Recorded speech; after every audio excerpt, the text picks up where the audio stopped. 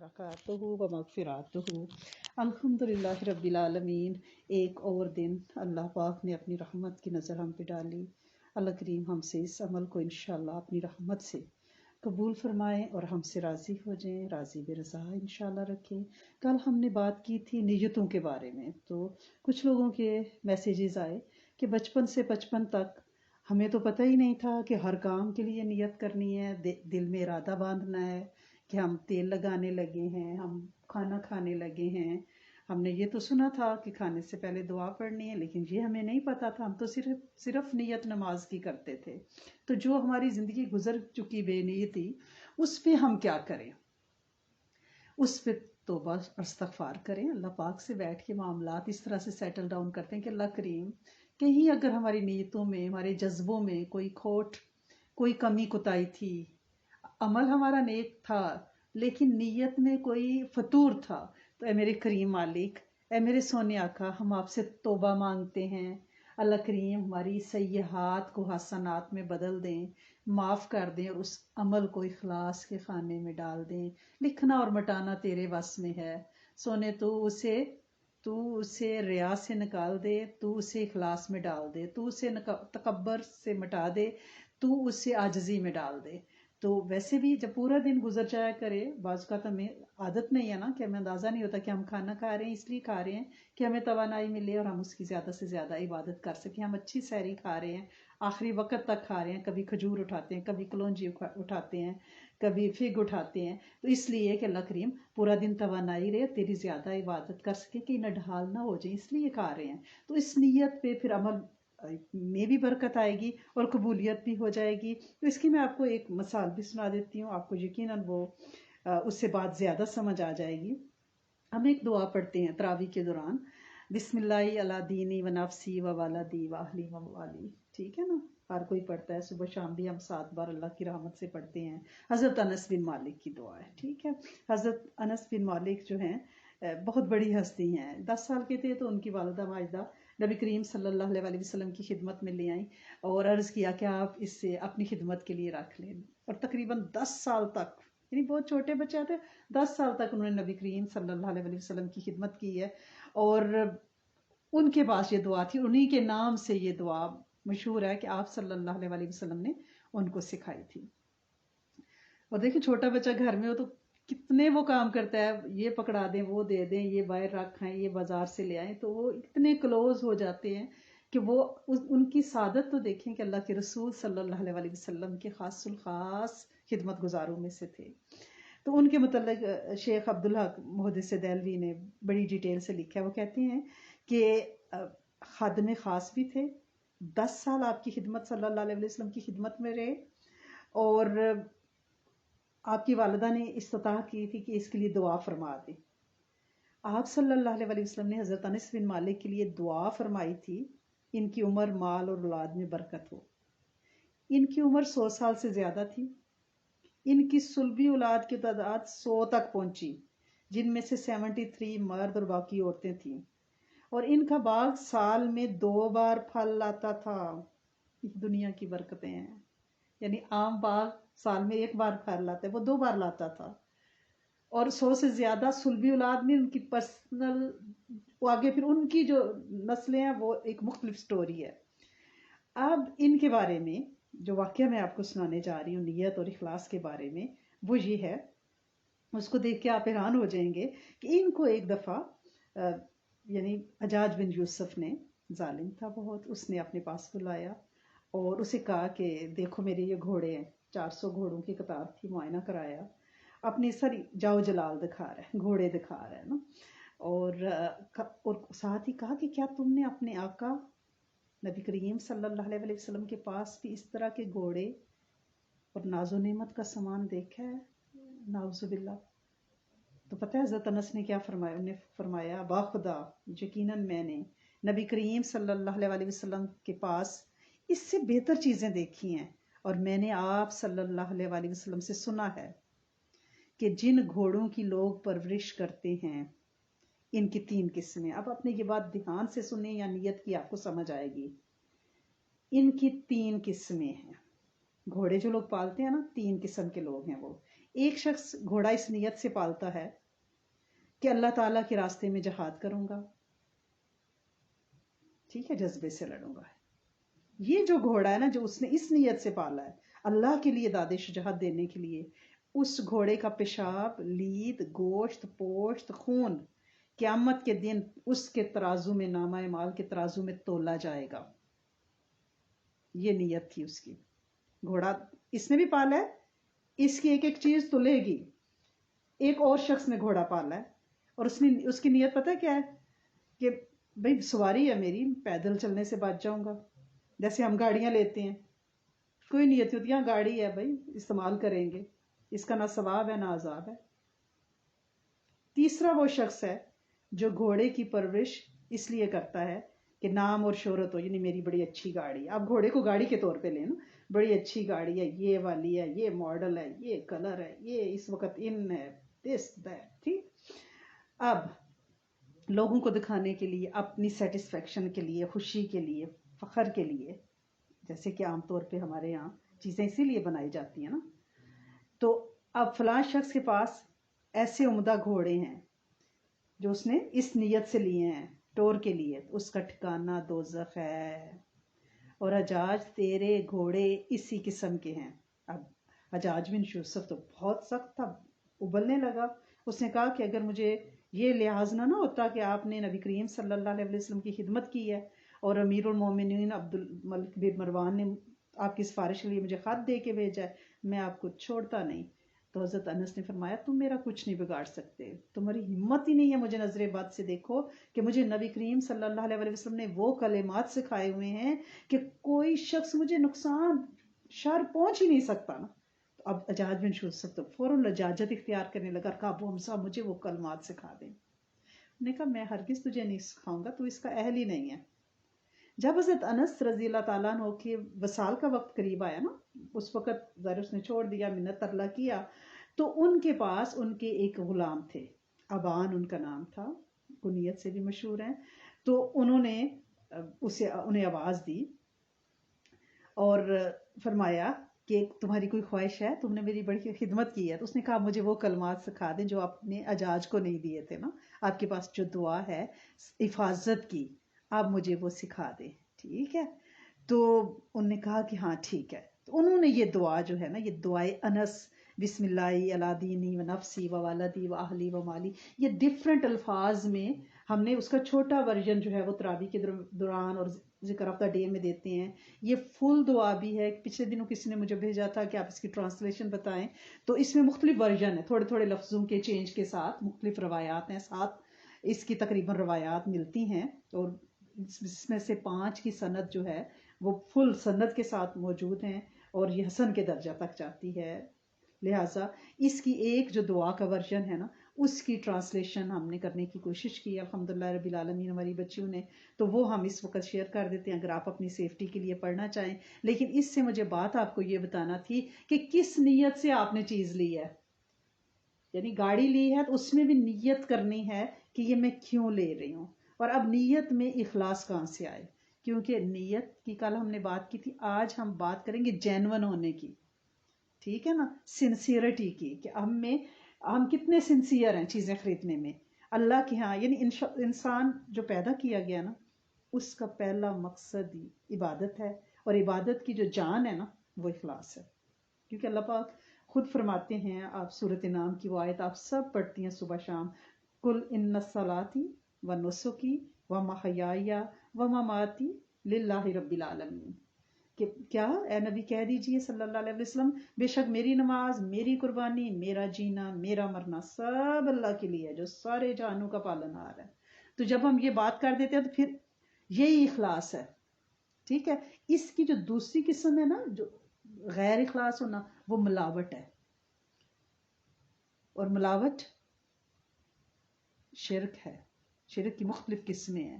اگر ہم اپنے عمل میں ملاوٹ کر دیتے ہیں تو کسی اور کو شریک کر لیتے ہیں کہ لوگوں کو دکھانے کے لیے ہم نے گاڑی لی، اللہ کی ہم نے اس لیے نہیں لی کہ ہم نماز کے لیے جائیں، ہم نے اس لیے نہیں لی کہ ہم کلاسز اٹینڈ کرنے جائیں، ہم نے اس لیے نہیں لی کہ ہم دین کے کام کے لیے جائیں، دعوت کے کام کے لیے جائیں. دیکھیں گاڑی تو بازار بھی جائے گی، گاڑی آپ کی گروسریاں کرے گی، لیکن اگر آپ نیت صرف یہ رکھ لیں، یعنی کوئی بندہ روزہ اس لیے رکھتا ہے کہ میں نے روزہ اس لیے رکھا ہے کہ مینس کہ میری جو ہے جسم میں سے فاضل مادے نکل جائیں، میرا ویٹ کم ہو جائے.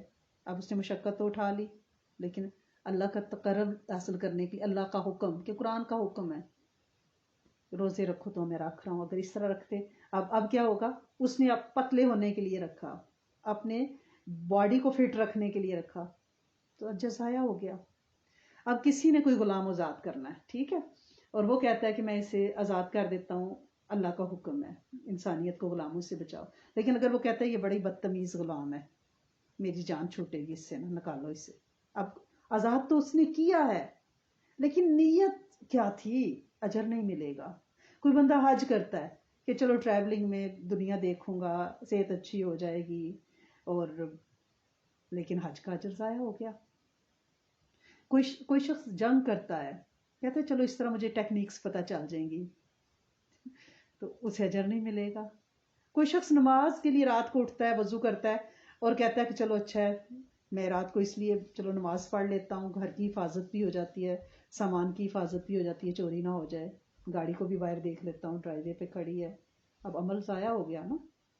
کوئی شخص اس لیے ڈگری لیتا ہے، اس لیے حافظ بنتا ہے، عالم بنتا ہے کہ بھائی مجھے جاب اچھی مل جائے گی. ہمارے سارے بچوں کی آپ خود سوچیں، ڈگریز میں ہم نے انہیں سکھایا ہی نہیں ہے کہ یہ کر لو، یہ کر لو، اس کا بڑا سکوپ ہے، اس کی بہت ویلیو ہے.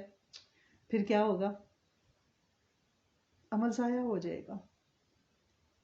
اگر وہ نیت کر لی کہ میں رزق حلال کماؤں گا، لائر بن رہا ہوں، مظلوم کو انصاف دلاؤں گا، ڈاکٹر بن رہا ہوں، مریضوں کی خدمت کروں گا، بیماریوں سے نجات دوں گا، دعائیں لوں گا، انسانیت کو بچاؤں گا، تو عمل جو ہے وہ یہ اخلاص ہے، یہ اخلاص ہے. اور آخر میں صرف خالص ہی نجات پائے گا، اسے ہی اللہ کا قرب ملے گا. یہ نفس پر سب سے زیادہ بھاری چیز جو ہے، یہ چیز ہمیں مرواتی ہے. ہم عمل کرتے ہیں، سب کچھ کرتے ہیں، لیکن نیت اور اخلاص. اور آپ خود بھی دیکھ لیں، آپ سورۃ ملک ہر رات کو عشاء کے بعد پڑھتی ہیں، ظاہر قبر میں روشنی کا باعث ہے، سفارش کرے گی. کبھی آپ نے اس کے ترجمے پہ غور کیا ہے؟ لِيَبْلُوَكُمْ أَيُّكُمْ أَحْسَنُ عَمَلًا، آیت نمبر 2 ہی ہے اس کی. اور اس میں اللہ تعالیٰ نے کیا معیار ہے کہ کثرت نہیں، قبولیت کیا ہے؟ میں دیکھوں تو صحیح، میں آزماؤں تو صحیح، تم میں سے اچھا عمل کون کرتا ہے. یعنی احسن و عملہ کا مطلب ہی یہی ہے کہ اخلاص پر مبنی عمل ہو. اس کی شرطیں ہیں جی. وہ عمل صرف اللہ کی رضا کے لیے کیا جائے، اور دوسری اس کی شرط پتہ ہے کیا ہے؟ اتباع سنت، عمل سنت کے مطابق ہو. یہ نہیں ہے کہ آپ اللہ کے لیے کر رہے ہیں لیکن وہ خلاف سنت ہے، قبول ہی نہیں ہو سکتا. یہ شرط ہے. ہر وہ عمل اخلاص بھی ہو اور ساتھ کیا ہو؟ وہ سنت کے مطابق ہو. اور نبی کریم صلی اللہ علیہ وسلم نے فرمایا کہ اللہ تعالیٰ متقی مخلوق سے مستغنی اور اخوا پسند بندے کو پسند فرماتا ہے. 3 طرح کے لوگ. پہلے کیا؟ وہ بندہ جو ظاہر اور باطن میں اللہ کی نافرمانی سے ڈرتا ہے، متقی. دوسرا غنی، جو مال سے کوئی غرض نہیں رکھتا، اللہ کے سامنے کہتا ہے کہ تو ہی جو ہے غنی ہے، تو خود کہتے ہیں انتم الفقراء، تو ہم سارے فقیر ہی ہیں نا. محتاج بن کے رہتا ہے، ربی انی لما انزلت علی من خیر فقیر. اور خفی وہ بندہ جو اپنے نیک اعمال مخلوق کے دکھاوے سے بچنے کے لیے چھپ کر کرتا ہے کہ کہیں ایسا نہ ہو کہ کوئی گناہ ہو جائے. پھر جب وہ اکیلے میں ہوتا ہے تو پھر وہ توبہ کرتا ہے کہ اللہ کریم فلاں چیز کا میں نے ذکر کر دیا، میرا مقصد یہ نہیں تھا کہ لوگ مجھے نیک سمجھیں، میرا مقصد یہ تھا کہ شاید میرے کہنے سے لوگ بھی عمل کرنے لگیں.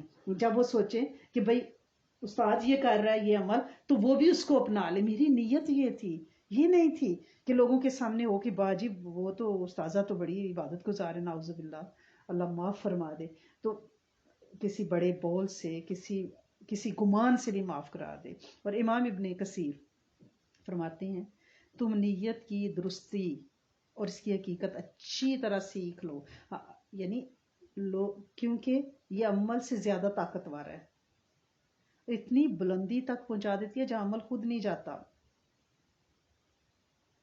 اور کچھ تو بزرگ یہ بھی فرماتے ہیں کہ میرا دل چاہتا ہے کہ میں کوئی اور کام نہ کروں، مجھے کوئی مصروفیت نہ ہو، صرف لوگوں کو میں نیت کرنا سکھاؤں، اخلاص سکھاؤں، تاکہ ان کے بڑے بڑے عمل ضائع نہ ہو جائیں، کہ خالص کیسے ہونا ہے۔ حضرت سفیان ثوری رحمہ اللہ فرماتے ہیں ہر وہ عمل جسے میں لوگوں کے سامنے بتا دیتا ہوں، میں اسے اپنی گنتی میں نہیں رکھتا، کیونکہ میں کہتا ہوں کہ شاید اب اس میں سے اخلاص نکل گیا ہے، میں نے لوگوں پہ ظاہر کر دیا ہے کہ میں یہ عمل کرتا ہوں۔ لیکن یہ آپ نے ذہن میں رکھنا ہے کہ آپ نے کوئی عمل اگر کسی کو کس نیت سے بتانا ہے، اگر ہر کوئی اپنے اپنے عمل چھپا کے بیٹھا رہے گا، اعمال کے فائدے اور نفع نہیں بتائے گا، تو پھر لوگوں میں شوق پیدا نہیں ہوگا نا عمل کرنے کا۔ اگر میں کہوں کہ میں اپنی تسبیح مسلح لے کے ایک کونے میں بیٹھی رہوں اور مزے سے عبادت کروں، اپنے رب کو مناؤں اور اپنی جنت خرید لوں، ٹھیک ہے نا، پے کر رہی ہوں میں جنت کا بیٹھ کے، نعوذ باللہ، اور کوئی دوسرا کہ میں بھی ایسے ہی کر لوں، تو پھر مخلوق کو ساتھ لے کے کون چلے گا؟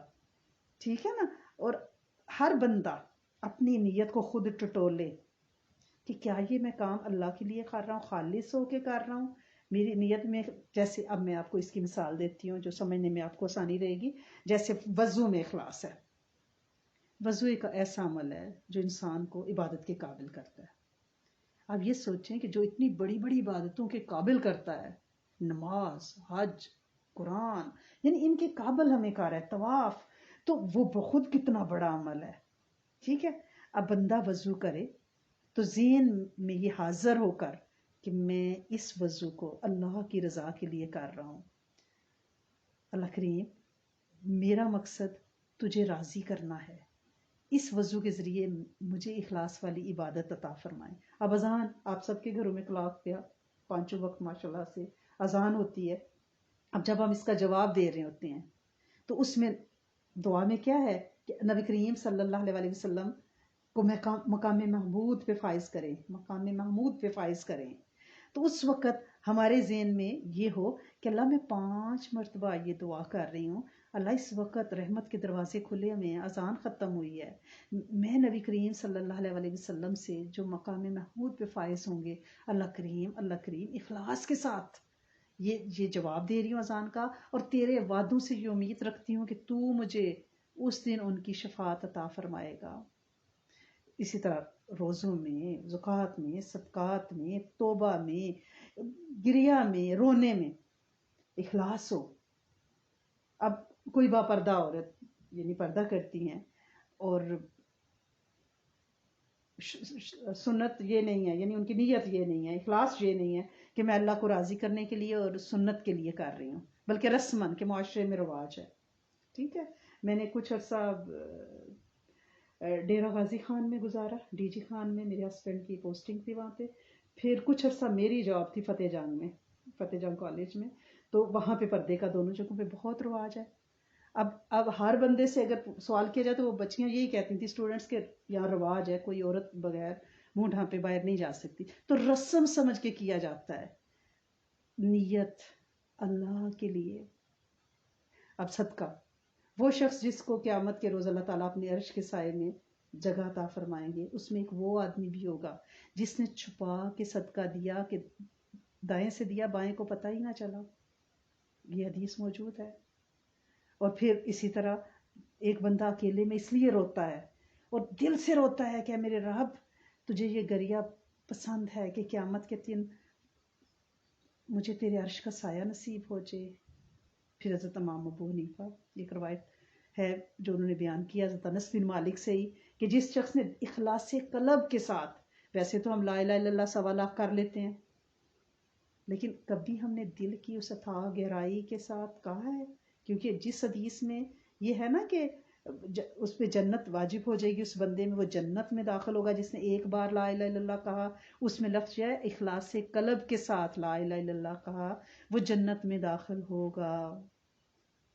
پھر سورۃ زمر میں ہے، اے نبی صلی اللہ علیہ وسلم، ہم نے یہ کتاب آپ کی طرف حق کے ساتھ نازل کی ہے، بس آپ اللہ کی عبادت کریں اور اس عبادت کو اسی کے لیے خالص کرتے رہیں، یعنی خالص، وہ کوئی بھی آپ کا کام ہے، اگر ہم خالص ہیں، اگر ہمارا دنیا کا کوئی مقصد نہیں ہے، اس میں اپنے ڈرنا نہیں، اکنا نہیں، پریشان نہیں ہونا، بس یہ ہے کہ اپنے دل کو بار بار ٹٹولنا ہے اپنی نیت کو بار بار اس کا اخلاص کا لیول چیک کرنا ہے. کوئی تھرمامیٹر اس کا نہیں ہے.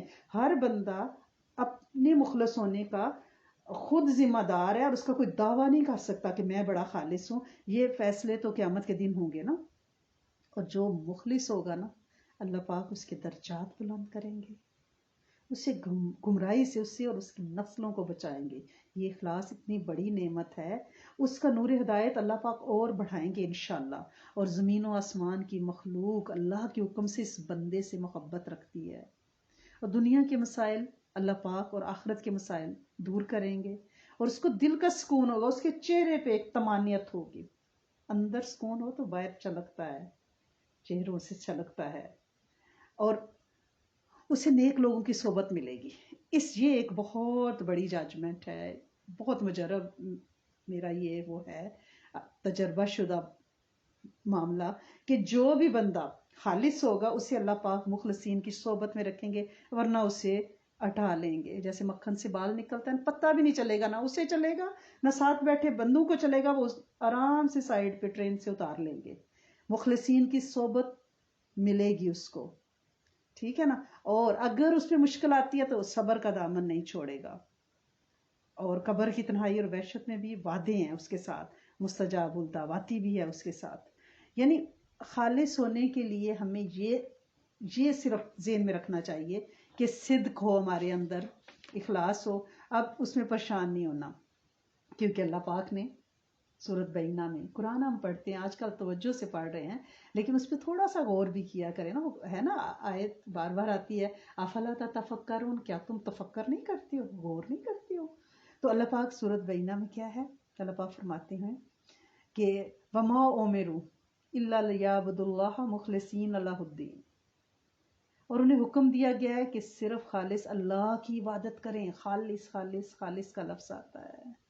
پھر سورۃ زمر میں الا للہ الدین خالص, خبردار اللہ کے لیے خالص دین ہے, یعنی اللہ کے ہاں اس کے علاوہ کچھ قبول ہی نہیں ہے, وہ کچھ مانگتا ہی نہیں ہے. حضرت انس کی ایک روایت ہے, جب قیامت کا دن ہوگا تو فرشتے لفافے بند ہمارے اعمال کے نا, سیل لفافے لائیں گے. اللہ تعالیٰ فرمائے گا اس کو پھینک دو اور ان میں سے ان کو قبول کر لو. فرشتے کہیں گے تیری عزت کی قسم, ہم نے تو وہی لکھا جو اس نے کیا. اللہ تعالیٰ فرمائے گا یہ دوسروں کے لیے تھا, میں آج صرف وہی قبول کروں گا جو صرف میرے لیے تھا. ایک اور حدیث میں ہے, فرشتے بندے کے عمل کو لے کر جاتے ہیں, عمل بہت زیادہ ہوتے ہیں اور بڑا اچھے خوبصورت عمل ہوتے ہیں. اللہ تعالیٰ ان فرشتوں کی طرف وحی کرتے ہیں کہ تم میرے بندے کی اعمال کی نگرانی کرنے والے ہو, تم اعمال دیکھتے ہو, میں اس کے دل کو دیکھتا ہوں. اس بندے نے خالص عمل نہیں کیے, اس کو سجین یعنی دوزخ کیا تھا گہرائیوں میں رکھو. اور ایک بندے کے عمل لے کر جاتے ہیں, تھوڑے سے ہوتے ہیں, تو اللہ پاک فرشتوں سے کہتے ہیں تم میرے بندے کے اعمال کے نگران تھے, میں اس کے دل کو دیکھتا ہوں, اس کو بڑھا دو اور اسے علین جنت کے اعلیٰ درجوں میں لے جاؤ. یعنی ہم تعداد پہ نہ جائیں, کوانٹٹی پہ نہ جائیں, کوالٹی پہ جائیں, ٹھیک ہے نا. لہٰذا ہم نے اس پہ محنت کرنی ہے. اللہ پاک ہم سب کو انشاءاللہ محنت کی توفیق دے. آج کی رات پاک رات ہے, آپ نے بھولنا نہیں ہے. سارے اعمال گروپ پہ پوسٹ ہو چکے ہیں, وہ آپ نے کرنے ہیں. کسی نے پوچھا ہے برکت والی تھیلی کا عمل کیا ہے, وہ بتا دیں.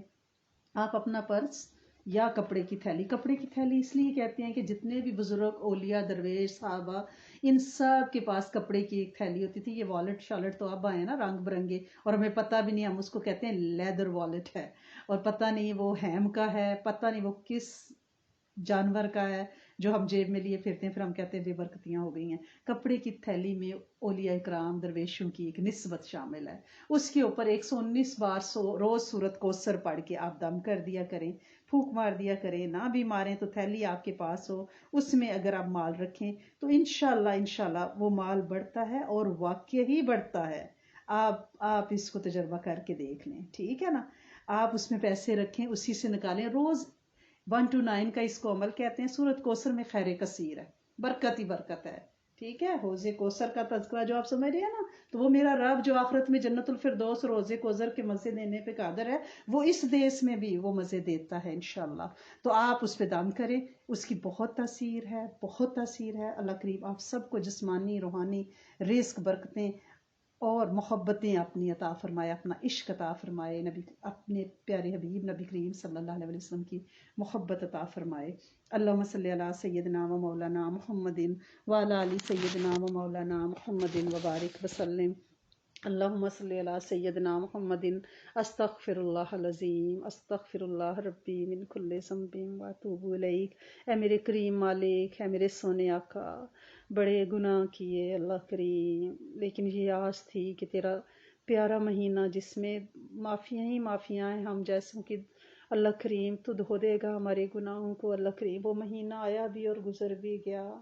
اللہ کریم اب اس کی شام ہے، بلکہ شام بھی ایسی ہے جیسے سردیوں کی عصر کا وقت ہے جو فوراً چلا جائے گا۔ اللہ کریم کچھ دن باقی رہ گئے، جو کرنا چاہتے تھے، جو پلاننگز تھی اللہ کریم وہ گول اچیو ہی نہیں کر پائے۔ اللہ سونے وقت اتنی تیزی سے گزر گیا۔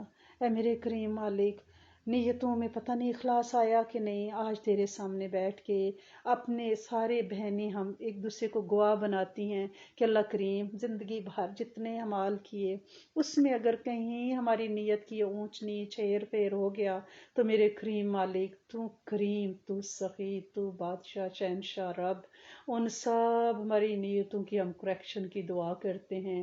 اللہ کریم، اللہ کریم ہمارے سارے اعمال کو خالص کر دیں، ان کی تطہیر کر دیں، ہماری سیئحات کو حسنات میں لکھ دیں۔ اے زمین و آسمان کے مالک، اے آسمان کو تھام کے رکھنے والے، آئندہ ہمیں نیتوں کے کھوٹ سے بچانا۔ جس طرح تو نے آسمان کو زمین پہ گرنے سے روکا ہوا ہے، ایسے ہی شیطان کو اور نفس کو ہمارے اوپر مسلط ہونے سے بچانا، اور ہماری نیتوں کو اخلاص کے ساتھ پیوریفائی کر کے رکھنا۔ اللہ کریم ہم بڑے کمزور ہیں، تیرے سوا کوئی قوت نہیں ہے جو ہمیں نفس کے غلبے سے بچا سکے۔ اے میرے کریم مالک، ہمیں نفس کے غلبے سے تو ہی بچا سکتا ہے، ہماری نیتوں کو تو ہی اخلاص دے سکتا ہے۔ اے میرے کریم مالک خالص کر دے اور قبول کر لے۔ اللہ کریم روز حشر کے ہی ہمارا نامہ اعمال ہماری نیتوں کی وجہ سے ہلکا نہ ہو جائے۔